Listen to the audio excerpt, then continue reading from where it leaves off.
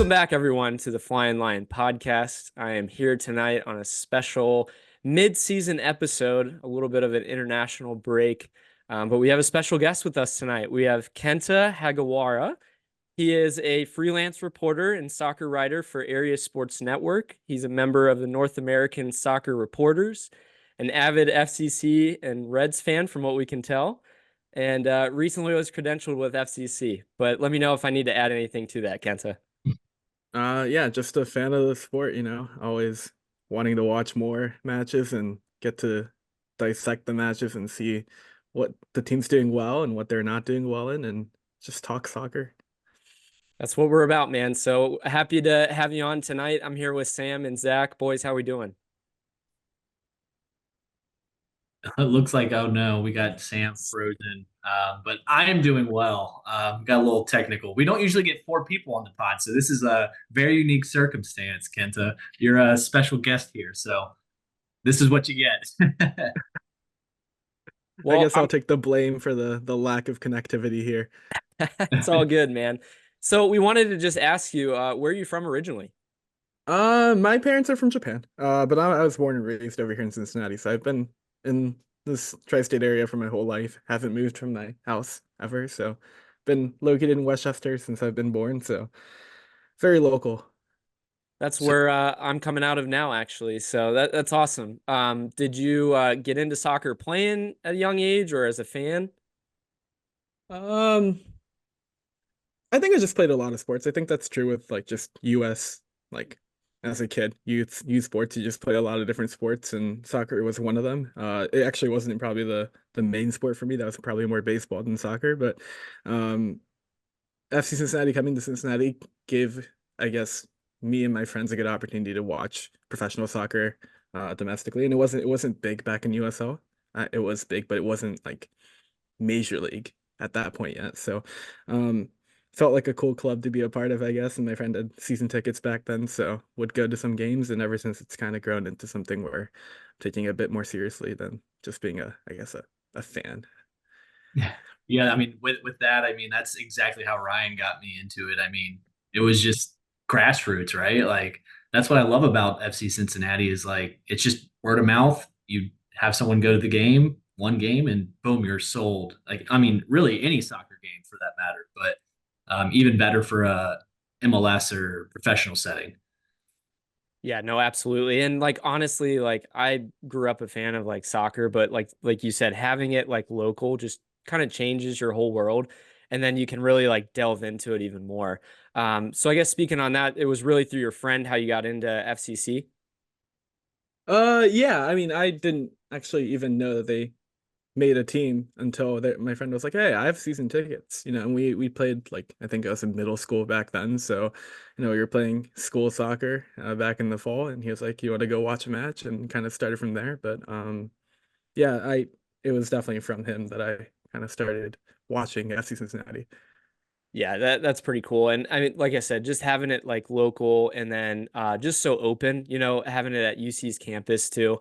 I felt like, especially like with a younger crowd, just getting like some of the college age kids there and everything, like you're not going to beat that atmosphere. Like Zach and I always would talk about that. I remember early on across from the Bailey, they used to have like a like mini college student section. Do you remember that, Zach? Oh yeah, yeah, that was. It got a little rowdy there, honestly, more so than the Bailey. Did you go to many games at Nippert then?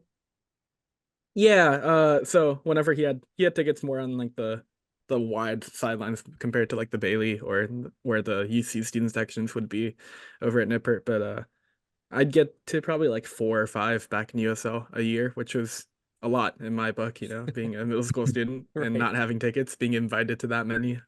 When I'd always go whenever I was invited. So, Okay. So I guess besides being a fan, then take me how you got into sports media then. yeah, I mean, I always knew I kind of wanted to do something in sports. I'm still studying kind of to go potentially into like the medical field of sports. That's always something that's interested me. But journalism came up as an opportunity, and if I'm giving shout outs, I guess Fabian Renkel, who's now on to bigger and better outside of area, kind of gave me that opportunity and kind of ran with it. And it was a learning experience last year. But getting to experience US Open Cup semifinal at TQL, getting to experience the MLS playoffs at TQL, amongst a bunch of other things, international clubs coming in for Premier League during the summer, international teams like the USMNT and the US Women's National Team. Uh, being credentialed for those matches was a really cool opportunity. So yeah, I just kind of the opportunity fell to my lap and I just kind of ran with it. So that was always really cool, I think. No, that's amazing. I mean, being able to have that experience to, see some of those big names come through and, be there firsthand is got to be pretty amazing. I mean, that's an experience that you really can't give up, I feel like. But yeah, I mean, I feel like with the credential side, I mean, there's got to be a specific, fun story that you love sharing. Is there any that you can think of off the top of your head that you is very memorable from that time? I think I had gotten into a groove second half of that season last year, and then the US Open Cup match, the semifinal with Messi coming, and I didn't know what to expect. It was night and day. Like it was a completely different experience. And I didn't it's not because it was a US Open Cup semifinal. It was because it was Messi in Cincinnati. But that whole event, I don't think I was mentally prepared for just the amount of people there.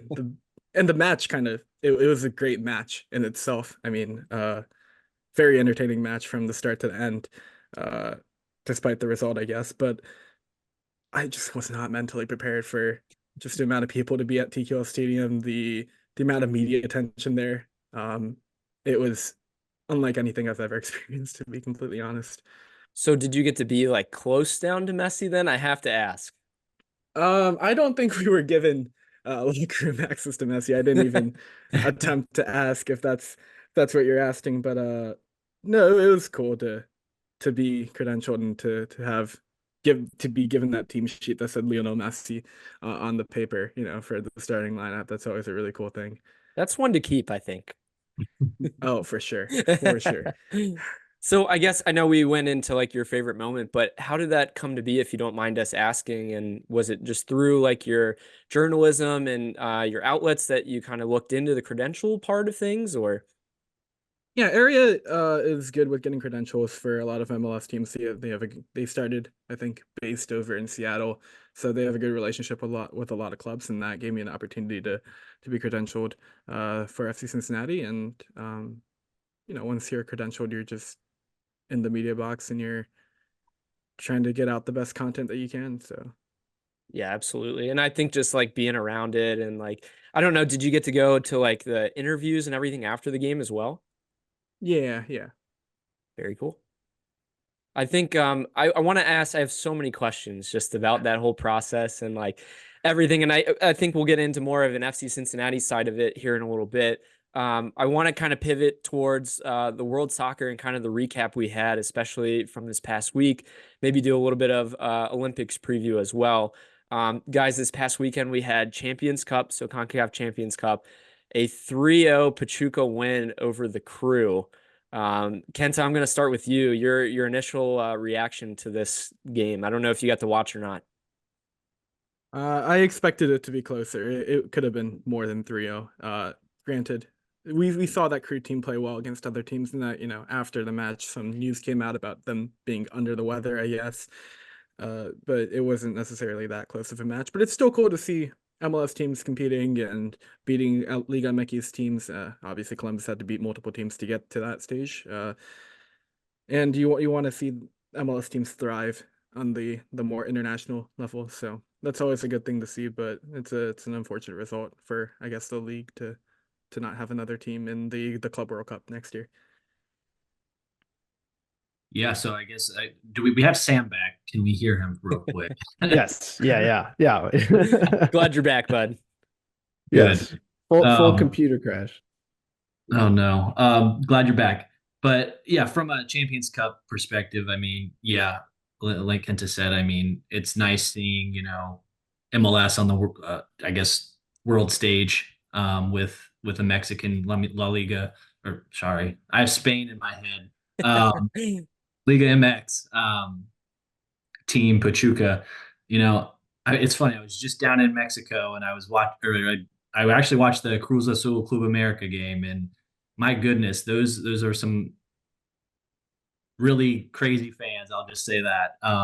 So I bet the whole Pachuca team, fan base, supporters are ecstatic with that win. So it was a shame that it was the Crew that ended up being the final, but it's also nice that you know, we had someone in a final from MLS. Sam, how about you? Yeah, I would say for the most part, I mean, you just for me, right, as an FC fan, you laugh at the Crew losing. That's my initial reaction. Tuning in and seeing, 1-0, 2-0, 3-0. It was kind of a joyous occasion. And then, like Kenta said, afterward, they start making excuses, right? Of like, oh, this is why we lost. So I'm just, that's the FC, part of me. But to you guys' point of, seeing this team get up there. I know, past we've seen, teams like the Sounders, make it through and make it to the Club World Cup. And, maybe next season we'll get somebody in there, but Liga MX took the title and won the Club World Cup. Yeah, they've been just historically dominant in this competition, and we see that in this game. Of course, playing at home. Guys, I didn't realize it was 8,000 feet of altitude that the Crew had to go and play. I know Cincinnati's hilly for them to come down to us, but Pachuca is a different story. So that was just interesting to see, just a different wrinkle in this story. And if you want to consider the Crew as a big underdog, being a yellow team going down there, think of our Champions League game, which also happened this weekend. We had Real Madrid with a win over Dortmund, 2-0 win, and sad that my Dortmund team did not get a win in this. I was really pulling for them to come back and win. But yeah, I don't know if you guys have any thoughts about that. We can just go around real quickly on that game too. I guess I'll go first. Yeah, it feels like Real Madrid whenever they make a final, they're just gonna win it, right? I don't like using the word inevitable with sports because I always think there's a chance something else can happen. That's the fun of watching sports in general, but it really feels that way sometimes with this team. And now, I guess today, the news of Kylian Mbappe signing a 5-year deal with this, I mean, they just keep getting better. It's ridiculous at this point.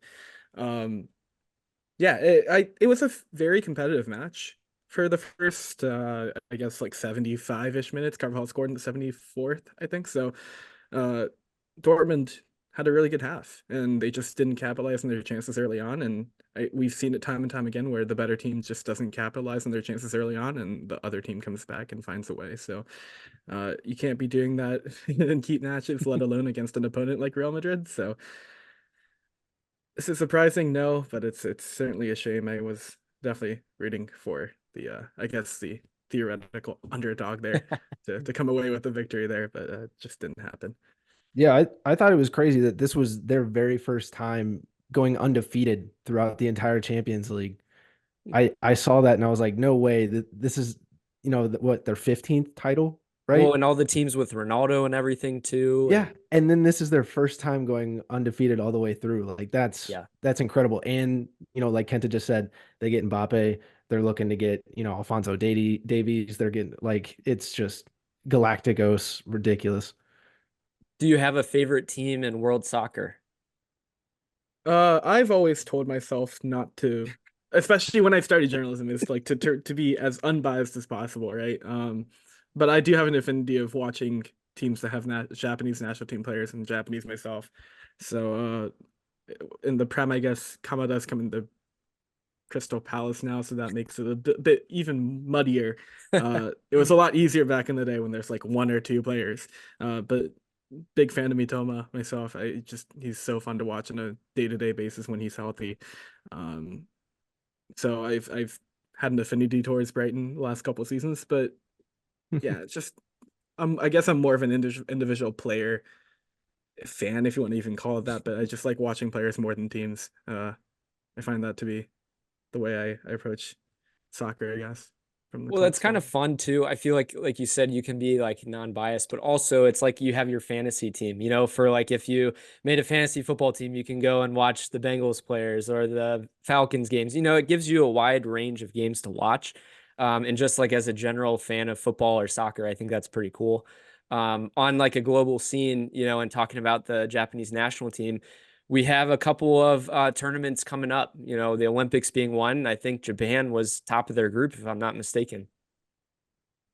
Yeah, the U23 scene in Asia is not anything to be like super impressed by, if we're being honest.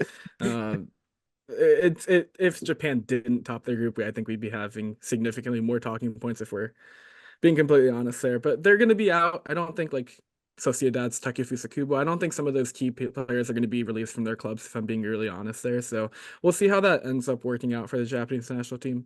But yeah, it's Olympics. It's always fun to watch Olympic soccer. So we'll see how it goes. Kenta, who are some of the senior players that you're thinking will be on that Japanese squad? Because I know, with the U.S. men's national team, we're looking at like we just saw Zimmerman that got called into the big team. Like, who are some of the national guys that you think are going in?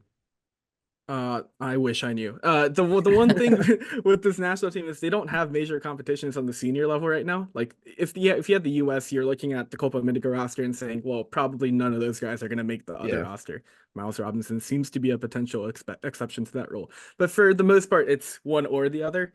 Japan have two friendlies against like Myanmar. And I think or I guess they're not friendlies, they're World Cup qualification matches, but they've already qualified. So it doesn't really mean anything at this point for the next stage. So I have no idea. They've historically taken center backs like LA Galaxy's Maya Yoshida got called up a couple times, I believe. And so I'd assume some of those center backs, whether that's Arsenal's Tomiyasu, whether that's Mönchengladbach's Itakura, some of those veteran center backs to get called up, but it's three spots. I don't know how they're going to utilize all three, if I'm being completely honest. Yeah, I touch on that because we always see Ochoa, so I didn't know if there was like a staple person that Japan usually sends.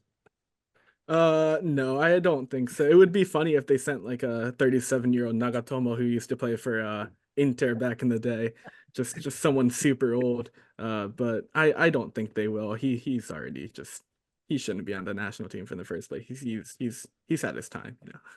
Yeah. I have to ask though, on June 11th, the US plays Japan for this kind of like warm-up game for the Olympics.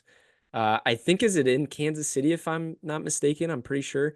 Any chance you're going to be going over to that one, or thought about it at least? I did consider it. I'm actually going to Japan on the 13th, so that makes travel a bit more difficult to go over to Kansas City. I did consider it, but I think that he was like, I got to do it.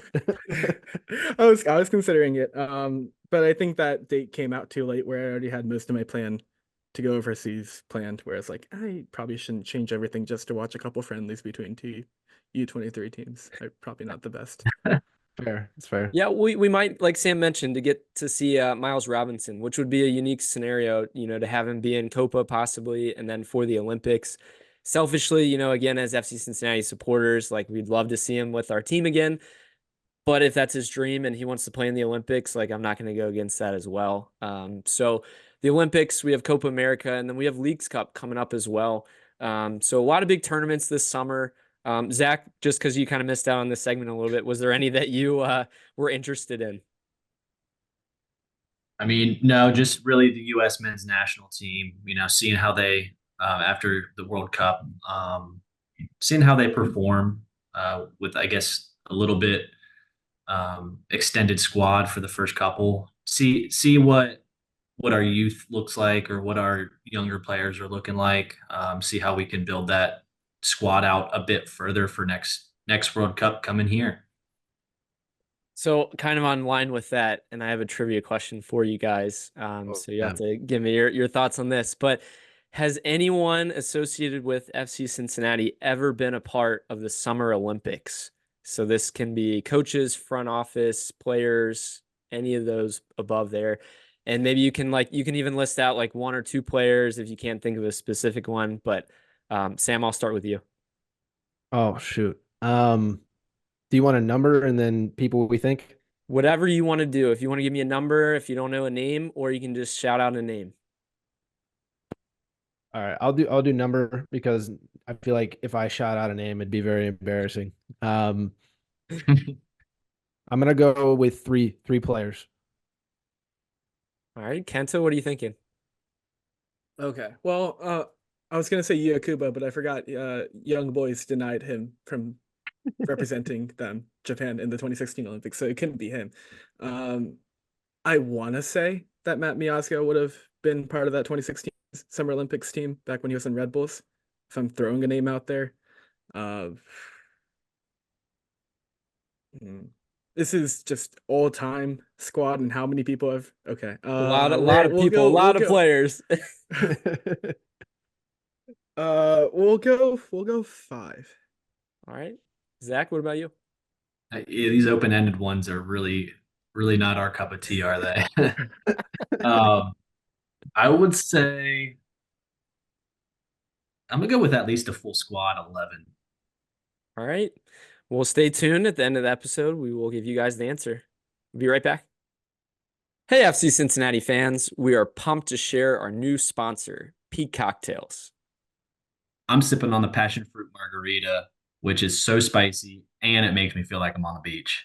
Ooh, that sounds great. I'm drinking the Blood Orange Spritz, which has a great subtle ginger flavor coming from its scientifically formulated recipe to promote exercise recovery, enhance relaxation, and support a better night's sleep. Ryan, that's exactly why I love them. Their cocktails are designed to fit seamlessly into your health conscious lifestyle, giving you the enjoyment of a delicious adult drink without the downsides of alcohol. Guys, next time you are looking for that post-workout drink or an afternoon pick-me-up, grab a Peak Cocktail. Visit them at www.peakcocktails.com and use the code Flyin Lion at checkout to get 20% off your first order. Zach, enjoy your drink. Welcome back, everyone. Thanks again for listening to our sponsor. We are here on a special night with a special guest. Thanks again for Kenta for joining us. We're going to do our traditional cards of the week, but this time it's a spinoff. We're going to do cards of the first half of the season and jersey swaps for the first half of the season. Now that we're about halfway through this long MLS regular season for 2024. So, Kent, I'm going to start with you. What was your card of the first half of the season? I had goals scored as just as a general concept for FC Cincinnati. You go back to last season, I think they were fourth in the league in goals scored across the entirety of their MLS campaign, and this year they're right around mid-table. And part of that is you have a massive overhaul in your starting lineup, so it's kind of to be expected that there's going to be some growing pains early on in the season, especially on the scoring aspect of the stat sheet, I guess. But it's been, I think, very inconsistent. They haven't been able to score in bunches, which is something we've seen at times with the FC Cincinnati team. So when they've suffered defensively, sometimes they haven't been able to create outside of Lucho, and that's been, I think, the biggest question mark with this team. I know Kevin Kelsey's been a massive addition. We'll see how he plays out in the second half of the year. But it's been just Lucho so far. You'd like to see other players get more involved sometimes. Yeah, I think based off of that, I completely agree with Kent on that one. I think what we've seen is kind of like a roller coaster, right? Has been the season as far as like the attack, right? Because you've seen at the beginning of the season, you're like, oh my gosh, like we can't buy a goal. Like this is insane. Like we need, more strikers, like more strikers. Like we want those strikers to come by like the truckload at the beginning of the season. And then we find this, random forward, right? I guess who's, we had to dust off the bench in Yuya Kubo, who has played every single, position that we've had. And he starts scoring goals too. So like it's been crazy.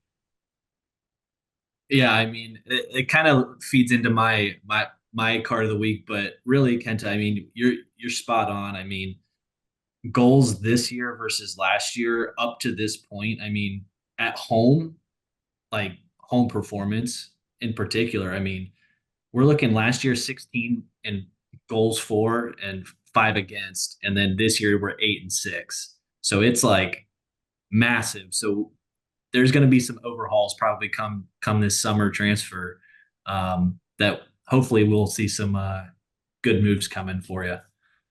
We need our 2022 mojo back on offense. That was really fun to watch. A lot of goals scored that season. That was really fun. Sam, what was your card of the first half of the season? Yeah, my card of the first half of the season is a little not as serious as you guys as far as the play on the field, but I'm gonna go back to what I had earlier this season, which was, I don't know if you guys saw Kenta. I know I talked about it on the pod, but Nick Haglin's Old Spice video. I still can't. It still haunts me in my dreams and in my nightmares. It's I don't know what to explain it, but once again, to kind of reiterate, um, as a refresher, the video is about his numerous smells his body exudes, right? And his wife says, hey, your balls are smelly too. And he holds up two balls and he goes, my balls. And then Soccer he balls. proceeds, yeah, soccer balls. And then he proceeds to spray the Old Spice not only under his pits but down his pants as well. But yeah, I think, I don't know if you guys have seen the ads of recent, but yeah, ads are always very interesting and very cringy. Yeah, let's just say it. I was gonna say, Sam, this sounds like a jersey swap. What are you talking about? Nick's doing his thing. All right. He's trying to get his thing on. He's got his side hustles. So the coffee one in preseason has to just take the cake. I don't know if you saw that one. Yeah. The preseason was good. Yeah. Well, that's what you need. You need a little coffee before you get going. That's right. Zach, I'm going to come to you next. What was your card of the first half of the season?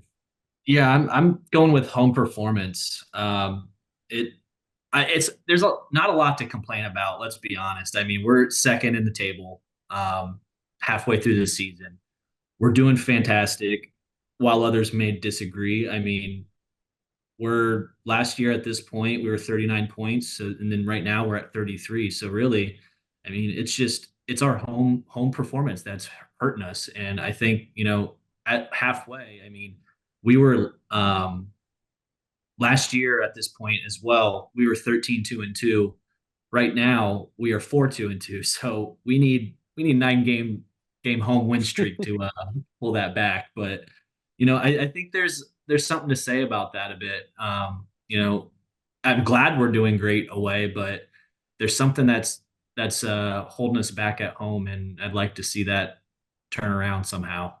Maybe a nice striker might do that. Yeah, I mean, I'll just comment briefly on that. I mean, we all kind of reiterated it before too, with Kenta's, but just, I mean, everyone knows TQL is a fortress and the fans will show up. The players, I mean, like Pat commented in, I think his last post-game interview, and just said like, we're going to get it right. And I think, I believe in these guys. It's definitely not just like a comfort thing. That I think they're honestly just flukes in my opinion. Sam, I don't know your thoughts. Yeah, I think like you had said, I think regardless, we're gonna be good at home. I think right now, I know this last game we didn't really have the depth that we normally do. A couple guys were had a couple knocks, so that comes into effect, as well as I you have to sacrifice something, right? So if you're gonna be good on the road, you may sacrifice it at home, right? So I think it just depends on, once again, Noonan, how he sets up the lineup going into those away and home matches. Kenta, any thoughts on the home performance at least? Yeah, it's I'm looking back at the schedule, just kind of seeing, at least in league play, what it's been like. And if you take away those 2 0-0 draws early on in the season, it actually hasn't been that bad, all things considered. You have 3 other league losses in the season, 2 at home against the Red Bulls, and then in Nashville, and then that Montreal loss on the road, which I still can't fathom how that happened, all things considered. They've been pretty poor after that one match. But I think this team's been consistent on their performances. Defensively, outside of like the last 2 matches, they've been really sound. They haven't been conceding really at all. So it's tough when a team's performing really well to pin pinpoint an issue. And I think in this case, there's just not enough issues to specifically pinpoint where it's like, yeah, they're going to struggle early on in the season to score goals. And we saw that against Toronto, who's been a really good side. And then again, I guess it was DC, but you'll take draws. They're not the worst thing to do. So. Yeah, I mean, taking a point too, like you said, and to start the year with how many guys that we did and different rotations, different positions, getting used to each other. Looking back on it now, it's like we can't be too mad about that. One thing that I was a little upset about, guys, I'm going to get into my card of the first half of the season. This is going to be a yellow card. Oh, the geez. MLS. Say that again, Sam. I said, oh, geez. MLS scheduling. It's got to change. I want to be able to watch these other matches. If I go to the FC Cincinnati game, we can watch the late, day games, but give me some day games on Saturdays. Give me more games on Sundays. I think everyone wants that, and the availability is there to watch wherever, whenever on Apple TV. This is not an Apple TV ad read or anything, but they got to change it. Yeah, we've been saying it multiple times this year, but it needs to be switched. Yeah, I always thought it was interesting how Apple TV has their schedule laid out. I know, previously in podcasts we had talked about why don't they do something similar to what baseball does, right? Where baseball will have 1 o'clock, 4 o'clock, 7, 8 o'clock, and then 10, right? So that way it's split up within 3 hours or so. Would be plenty of time to, like you'd said, for teams to, I mean, if you want to call it like scouting, right? You can scout out the other teams if you want to watch a West Coast team or an East Coast team, whatever. But that's kind of how we had talked about it being laid out. Just give me a reason to drink some Guinness in the morning. That's all I want. You calling for an 8 a.m. game? Oh yeah, one of those an EPL timed 7 a.m., 8 a.m. Give me it. Kenta, any thoughts on the scheduling? I know that MLS is trying to add more Friday matches as the summer hits and like kids are out of school and you're able to do that. If you go down the site, I think there's like one Friday match. But I do agree that these matches starting at 7:30 on Saturday night every single week is a bit tedious and also, to be completely honest, like unnecessary. We can have a 4:30 match. Like that's not super early, right? This isn't like a deal breaker for a lot of fans to be going to the stadium at 4:30 instead of 7:30 on a Saturday. Like that's completely feasible, I think, a lot for a lot of fans if they know in advance. It's and on those midweek matches, it's somehow even worse because they're all on Wednesday. They all start at 7:30 local time, and it's a tough watch. I only have so many screens at home to be able to watch these matches, and I hate the small screen kind of like grid look. So it's I have to pick and choose my battles there, and that's not fun. If they're going to do it, like give us the YouTube TV availability to, do multi-view or something like that. But then, like you said, you get the small screen. So, I mean, I want to watch these games and be able to see it. I don't know if it's a deal that they had the 360 set up, that they can kind of bounce back and forth between games. That's definitely what it is. And they're trying to do like a ESPN style, we're going to go live to, DC real quick or whatever. Like and they really like a red zone. In. Yeah, like a red zone. That's true. They've really leaned into that. But it'd be interesting to see moving forward. I like the shout, especially on like Friday games. Just add a little bit more variability on that. But as we get to the jersey swap side, Kenta, what was your jersey swap this first half of the season? I think I put Miles Robinson down, and I wrote it down. And we've had a lot of turnover since last season. A lot of players changing, and there's been a lot of inconsistency. I know Luka early on struggled at the start. He's been looking really good as of late. But Miles, from day one, stepping into Mosquera's shoes, which granted, like Miles, I think is a player that's highly touted, right? And he could have gone to Europe. So this isn't a surprise that he performed well. But for him to perform as well as he did early on in the season, and pretty much for the entirety of the first half of the season, aside from like the last two matches, the two most recent matches, he's been a pillar at the back. FC Cincinnati rotated the heck out of their center backs at the start of the season.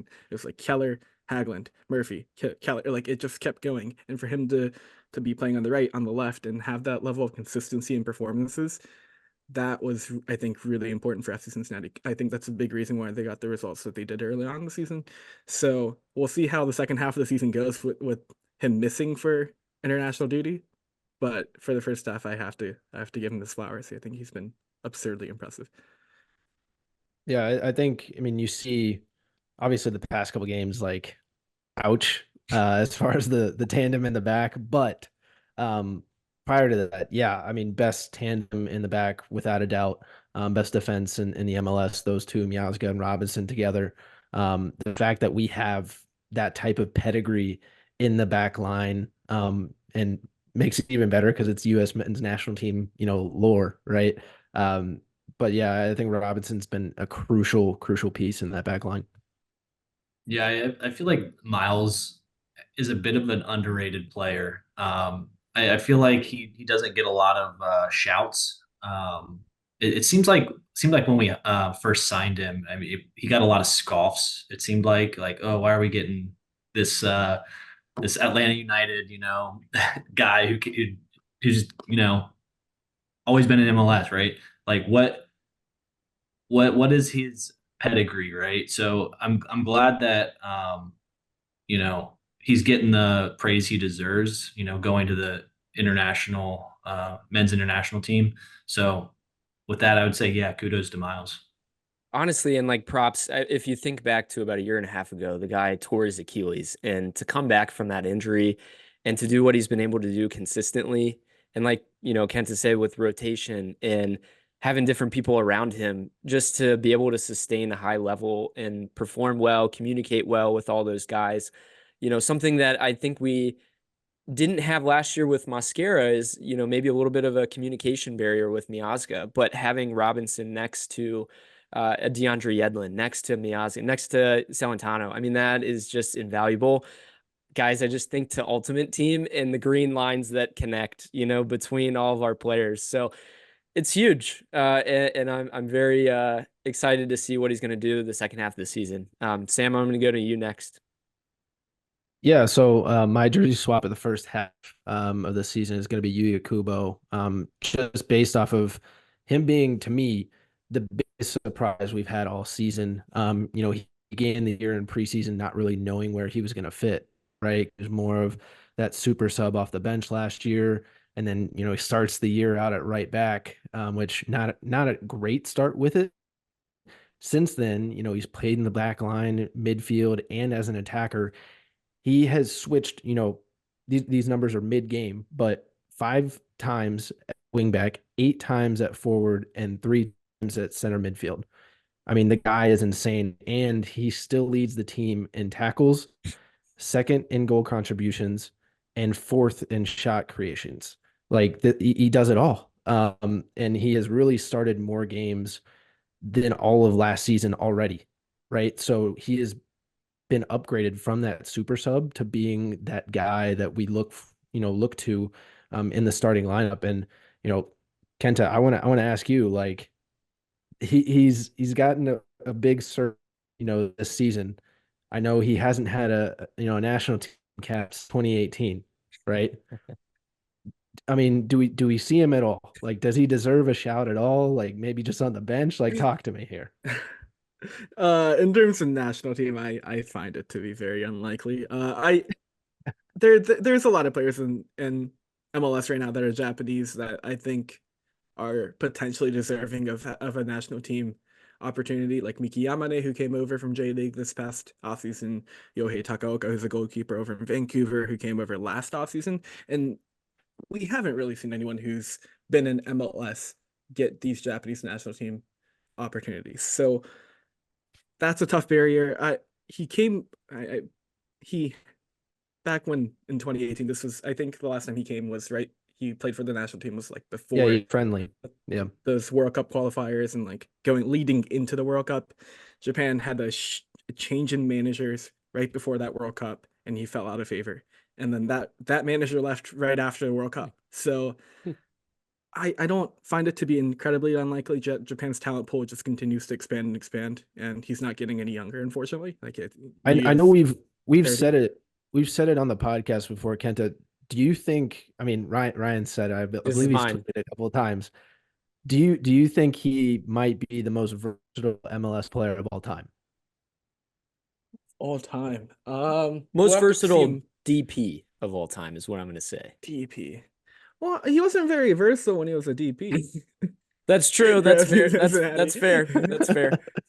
He came over, as a center forward. He put the winger. Like, you want to get times, and technical. He didn't really do much when he was a DP, and then his contract got bought down. And he played better, and he took a pay cut, and he's playing even better. It makes you question, should we put you on a minimum deal to get the most out of you? Like, I don't know. We have to ask him. We should interview him. Interview him, ask him, you want less money? What's it been? No, he's absurdly versatile, and I'd like to see him on the back line as a center back, like one of the wide center backs, just to see him there more than anything. But in terms of national team, I find it to be very unlikely. I'd like to see him there, but I just don't see that to be a very likely situation. But that's fair. Yeah, he's been very versatile, and I think he bought into that kind of role as that utility player later on in the season last year, and he's kind of flourished in that role this year. So it's good to see him kind of find his footing after a couple tough years to start in MLS. Yeah. Tell me this, 87th minute, second half of the season, we're playing a game and we're out of subs.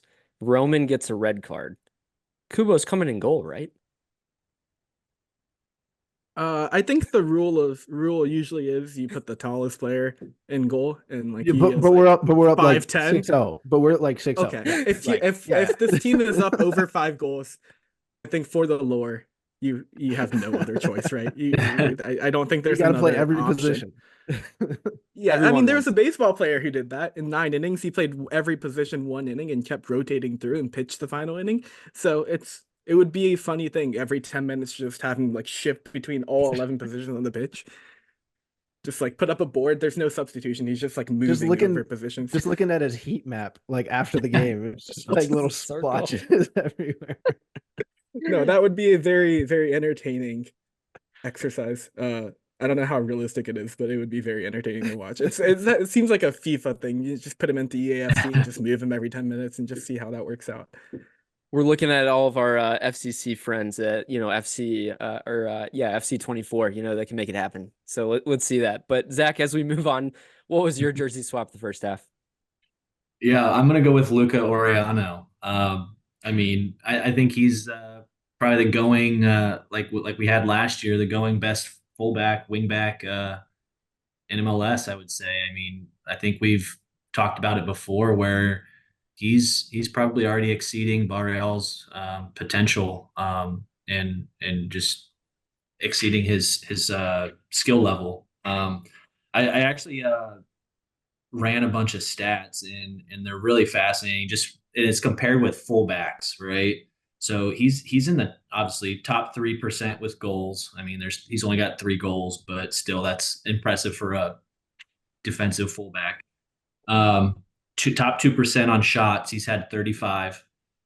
He's top 5% on chances created, 24. Top 2% touches in opposition box, 50, which is really impressive. This one's interesting. So he's top 8% on duels won, which is 81, and his duels win percentage is 80%. Or sorry, he's in the top 80% and he's at 46%. So he's only winning half the time of the duels, but he's won already more than most of the MLS. So it's insane the amount of actually defense he's actually providing. So it doesn't look like that sometimes. I'm not gonna lie. There is some times where I'm like, all right, dude, don't stab in that position. But that's very interesting though. Yeah, I think he's winning a lot of the balls in the opponent's half, right? He's putting that press on, as Pat's always showing. I mean, he's had top 2% in recoveries with 88, so he's really getting back like we didn't expect, but he's also going up really far. So he's being that very dynamic, attacking and defensive wingback player that we've been needing. Yeah, Kenta, I'm interested to hear your thoughts. We've kind of beat it to death, but Oriano this year versus Barrial last year. What are your opinions? Yeah, it's different. It's a different profile of player. I think Barrial, I don't think Oriana's a better crosser of the ball. I know statistically, if you just look at the quantity of crosses and like accurate crosses, it's a different tale. But watching Barrial on that left wing just play those balls in, I don't think he's a better ball. He puts in the better ball into the box than Barrial did. But like a lot of the stats that you look at, as you guys have mentioned, like he's been very impressive, and that's with a rough start to the season. Like he had an adjustment period to start. It's a brand new position on the opposite side of the pitch in a different country. Like this is completely to be expected. Uh, but he's been very impressive. He's been absurdly impressive. He was one of the players that like going into the season, I was really concerned about like how long it was going to take and how that was going to expose the back line. Because if your wing backs are too high and they're not recovering enough, then that exposes whether that's Murphy or a different center back at that left center back role. That's one-on-one duels that they have to consistently be winning, or else you're conceding goals. And this team's been good defensively, which I think partly speaks to how good Oriana's been at learning that Noonan system. But I think there's the scary thing is like he can still improve a lot of the stuff that he's been working on this season. So to see the potential for growth in areas where it's like, oh yeah, that's he could be doing this to help the team even more. That's I think where he could become somehow I hate saying better, but like he could be a better fit for Noonan's system than Barriel was. So that's exciting to watch, I think. But yeah, it is very early on for him as well. Yeah, no, all great points. And you mentioned like especially for Noonan's system, which this year has just been versatility at every really position. And for him to be switched to, right wing back and to be able to kind of fill in well in that spot, I mean, is just something that I don't think you could maybe say about Barrial last year. I don't know. We didn't get to see it, so we can just speculate. But moving on to mine. So for my jersey swap, and anyone shocked by this, Lucho Acosta. No one said it, but we were going to make it permanent. Here it is. Lucho, lock it in. MVP first half of the season. 7 goals, 10 assists. He's, I think, close to moving into top 10 in MLS history for assists. And I think, like we've mentioned multiple times, he's just had an unbelievable half. And I think we're going to leave it at that. Anything else you guys want to add? I mean, we all kind of feel it. He's just been on an unreal pace. Yeah, I think, yeah, we're all right there with you. And I think, it just depends on what kind of design we want, to have for his, statue. I think that's all it really just comes down to, honestly. But yeah, that's what it is for me. Yeah, I'm good. Yeah, I mean, if you look at Lucho Acosta, right, and you compare him to, I guess, if you look at like the goal and assist leaders in the league, obviously Messi has a bunch of talent around him, and Suarez is also in the top 3 right now. Arango has been phenomenal for Salt Lake, but he also has like Andres Gomez. He has like 15 goal contributions this season. Lucho hasn't had that consistent partner in the attack this season. Granted, the system relies on strikers to kind of finish off those chances, and they haven't. There's been a lot of rotation in that position, and not a lot of consistency in that sense. But it's been the Lucho show this entire season. So for the entire half when he's reportedly not at 100%, right, to be producing game in and game out the way he has. I mean, the streak of him with goal contributions during that winning streak was just absurd.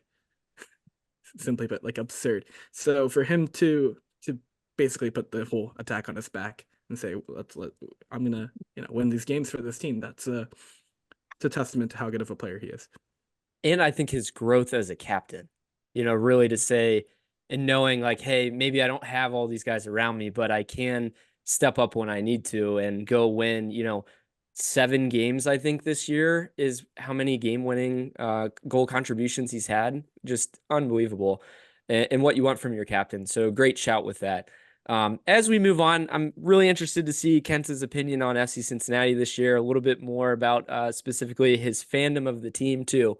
So I'm going to ask you this question. if you were sitting on an airplane and somebody was next to you and you were wearing an FC Cincinnati shirt and you're like, oh, well, how are they doing this year so far? Give me your synopsis. How are we doing this year so far? They're doing well. I think that's how I would describe it. Look, I think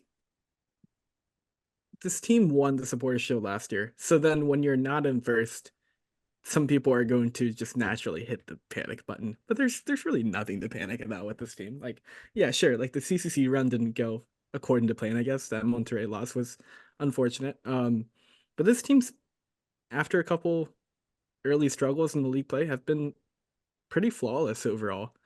They've been consistent in the performances. They've been really good defensively, and they're getting goals out of Lucha. So it's hard to fault this team for what they've been doing this year.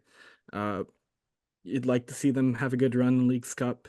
I know there's no US Open Cup, so that's really the only tournament or competition remaining in the rest of the year.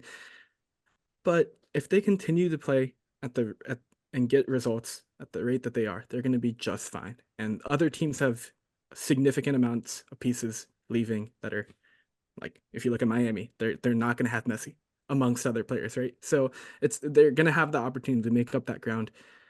So they're firmly in the Supporters Shield race for all I'm concerned. And a repeat, or even being close to a repeat, is a very, very impressive thing. I don't know if that's been done before. Yeah, a couple times maybe, right? I don't know. Yeah, I'm not sure if the Shield's been done twice in a row. I would assume so. Sounds like it's at least once or twice. In the Crew's eyes, do 2 Shields in a row trump a single MLS Cup? I'm just playing around with that one, but I'm interested to see kind of your thoughts on this transfer window. I know last episode we talked a little bit about it and some of the rumors, but any thoughts on like strikers or anything that you might have seen around the online space? Yeah, I at this point fully expect FC Cincinnati to move on from Aaron Bepensa. I know he's kind of the big name. They're not gonna. They paid I think $7 million for him on that last summer. They're not gonna make anything close to that. But I think the big thing for FC Cincinnati right now would be to open up that designated player spot and to fill it with whether that's a striker or some other position. They're going to be able to buy down Obina's contract from a DP contract this winter. So that opens up another designated player contract slot, I guess, next window. So you don't really want to be in a situation where you're trying to fill 2 DP slots in one window, let alone a winter window, not a summer window, when you're trying to kind of source your DPs from Europe, I guess. So I fully expect them to try to make that move. We'll see how that ends up going, but I don't know how many pieces this team needs at this point, right? You want to see more goals, you want to see a striker, but at full health, this team, I don't think you're really looking at more than one starter, and that being the striker position. So I don't see FC Cincinnati being a massive spender this window, but I guess if you're considering designated player spot a massive spend, then that's your massive spend. But outside of that, I don't think they'll be splashing the cash left and right. It might just be one big purchase.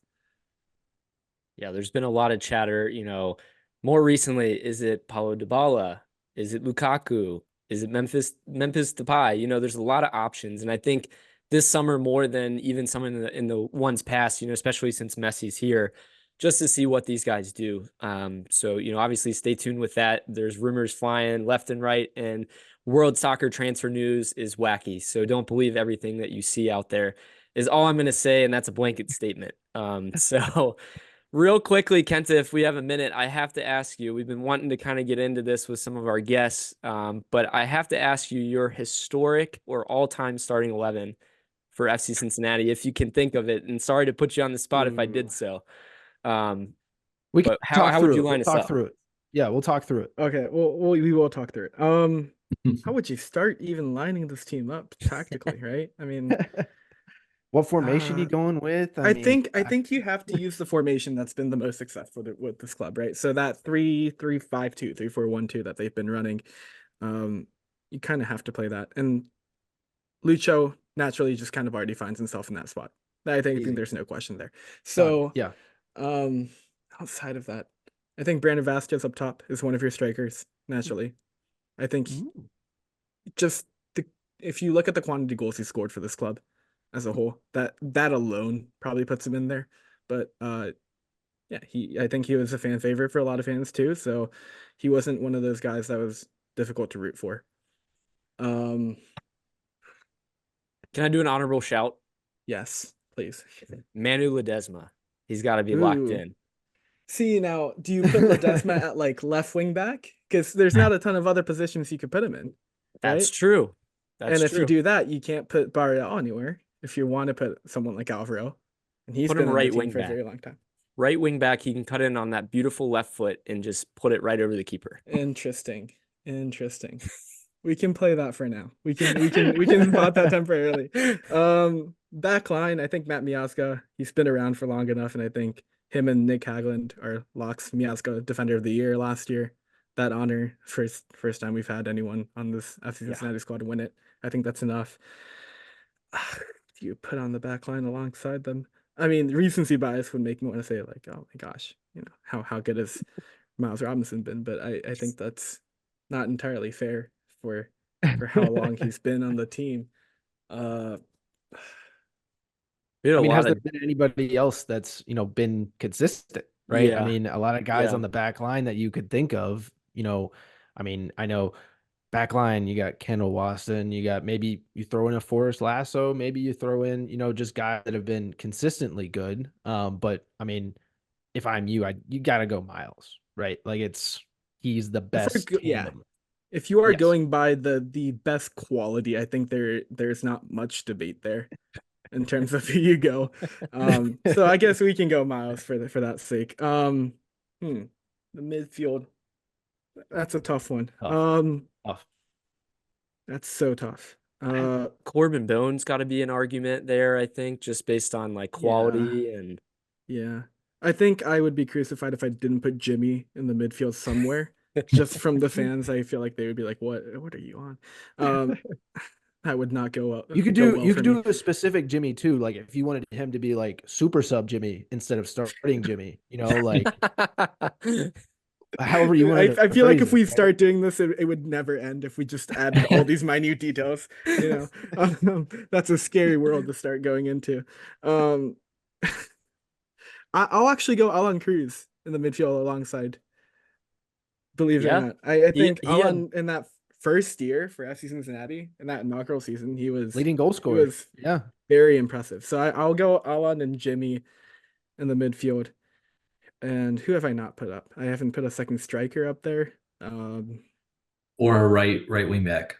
Left wing. No, I think we're doing Barrel, and then we're doing what was it? Ledesma as the two wing back options. We'll do that.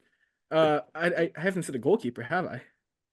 I mean, striker. I mean, or a second striker. Yeah, we'll go GB for the moment, and Hell is Real for the second striker. I think he would be a very fascinating option with all those wider area players with the service that they can provide. Goalkeeper, man. You going Mitch Hildebrand or are you going Celentano? Yeah, it's two options, right? There's not really a third. I don't think Spencer any of them really compete with the Teton. No. He played for Ajax though. Come on, he was on the roster. Yes, correct. Yes. Oh, that's tough. Recency bias. It feels like it would be slightly recency bias, but it's also I think Mitch is highlighted by one big moment, right? That shootout. And since I already took a US Open Cup moment with GB, I'm actually going to side with Roman and goal. Right. We'll go Celentano. Yeah, good call. Good call. Yeah. That's a good starting 11. I would take them any day. I would love to see it back out there. But great shout, guys. So as we close out here, I'm going to give you our trivia question and answer. So again, the question here was, has anyone associated with FCC ever been a part of the Summer Olympics? So again, coaches, players, front office included.